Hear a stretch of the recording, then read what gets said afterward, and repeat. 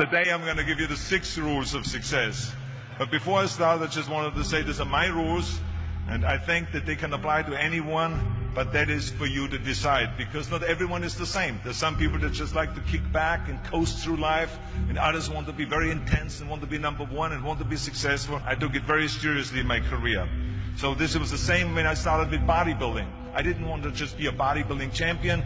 I wanted to be the best bodybuilder of all times. The first rule is trust yourself.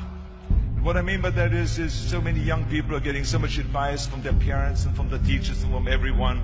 But what is most important is that you have to dig deep down and ask yourselves, who do you want to be? Not what, but who. And I'm talking about not what your parents and teachers want you to be, but you. I'm talking about figuring out for yourselves what makes you happy, no matter how crazy it may sound to the people. So rule number 1 is, of course, trust yourself no matter how and what anyone else thinks. And of course, rule number 2 is break the rules. We have so many rules in life about everything. I say break the rules, not the law, but break the rules. It is impossible to be a maverick or a true original if you're too well behaved and don't want to break the rules. You have to think outside the box. That's what I believe. After all, what is the point of being on this earth if all you want to do is be liked by everyone and avoid trouble? Which of course brings me to rule number 3. Don't be afraid to fail. Anything I've ever attempted, I was always willing to fail.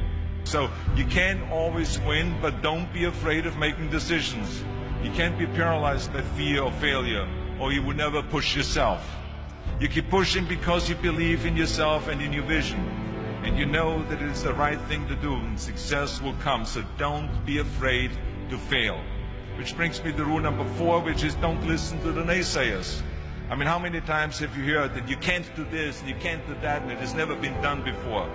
If I would have listened to the naysayers, I would still be in the Austrian Alps yodeling. I never listened that you can't. I always listened to myself and said, yes, you can. And that brings me to rule number 5, which is the most important rule of all. Work your butt off. You never want to fail because you didn't work hard enough. I never wanted to lose a competition or lose an election because I didn't work hard enough. I always believed leaving no stone unturned. Muhammad Ali, one of my great heroes, had a great line in the 70s when he was asked, how many sit-ups do you do? He said, I don't count my sit-ups. I only start counting when it starts hurting. When I feel pain, that's when I start counting, because that's when it really counts. That's what makes you a champion. And that's the way it is with everything. No pain, no gain.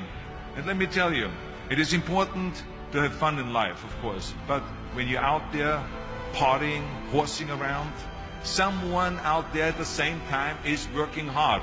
Someone is getting smarter and someone is winning. Just remember that. Just remember, you can't climb the ladder of success with your hands in a pocket.